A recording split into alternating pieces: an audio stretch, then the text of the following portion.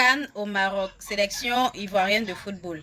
Eh bien, la liste est sortie. Nous tous, on a demandé qu'est-ce qui fait que Pépé n'a pas été sélectionné. Je vous ai dit que la conférence de presse devait se tenir à 15 h et qu'on aurait les raisons.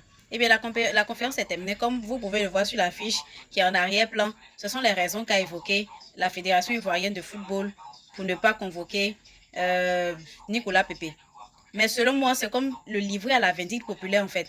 Parce que la vidéo est dans un contexte précis. Il a fini de parler de l'Algérie avec Riyad. Ils ont ri et ils sont arrivés dans la case de Maroc. C'est pas parce que le Maroc est le pays organisateur que s'il y a des choses on ne doit pas dire. En plus, il n'a pas faux. C'était quelque chose pour plaisanter. Ou bien. Quand on avait une étoile là, on disait qu'on faisait Dagbashim, on avait une étoile. Jusqu'à ce qu'on gagne les deux autres.